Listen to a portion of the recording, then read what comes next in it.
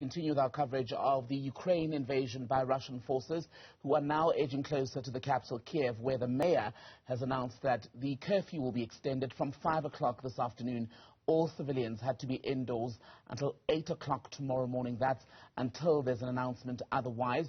We're just showing you pictures now of the moment a rocket struck a residential building in the early hours of this morning. That's overnight.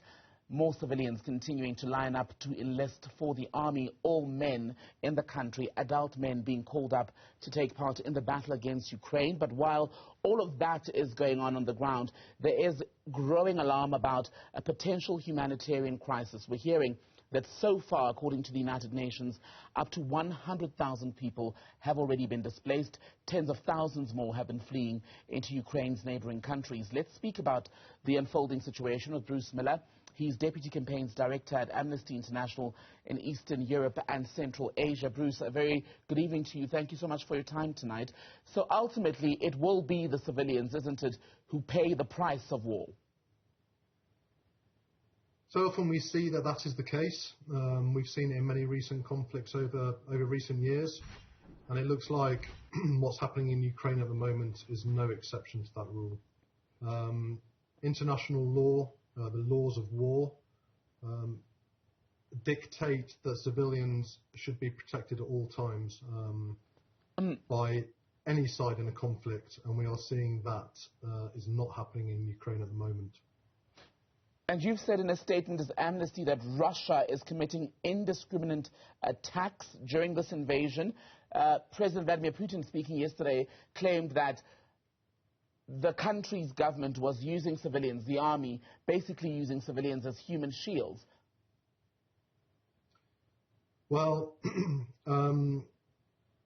Amnesty itself, through its Crisis Evidence Lab, which is an arm of Amnesty that verifies video and information coming out of crisis zones, has credited 3 attacks from Russian forces using indiscriminate missiles in heavily built-up civilian areas, with at least 6 dead and 12 more injured.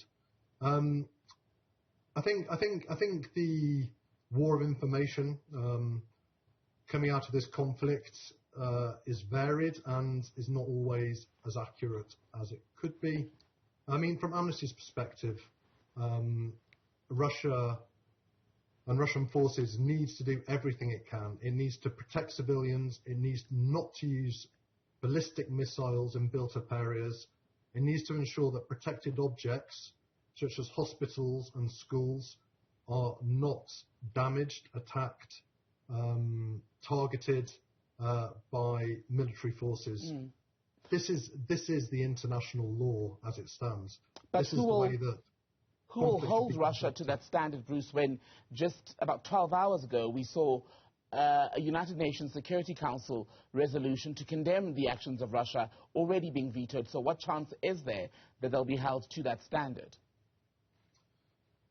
I mean, holding Russia to a particular standard, there are various routes to do that.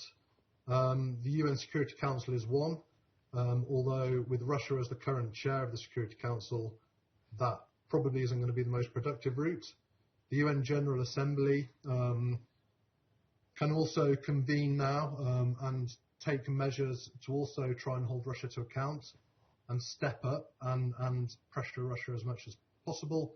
Individual states can do that, business can do that, the public can show their solidarity with civilians in Ukraine.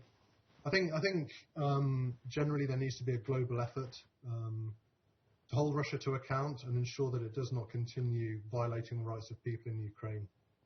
Have you been able to verify Russian claims that Ukraine is guilty of what the Kremlin has termed a genocide of ethnic Russians in the separatist region?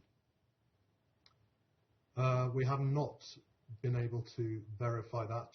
Amnesty has done research in that area before, albeit 5 or 6 years ago now, and we certainly didn't find anything to substantiate those claims.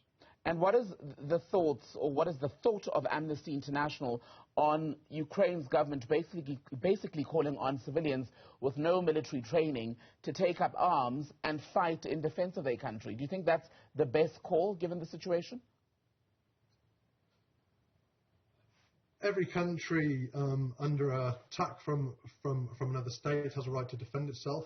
I think that if Ukraine is calling for that, and I don't know the details around that, but if they are calling for that, from Amnesty's perspective, it needs to adhere strictly to international human rights law, and people should not be engaging in conflict if they're not fit to do so, and international norms should be met. And the other worry is the growing humanitarian crisis.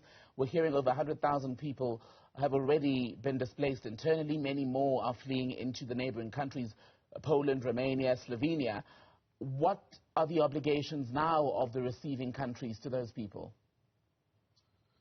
Well, excuse me, the 1951 Refugee Convention states that countries have a legal obligation to take people who are in danger coming from other countries.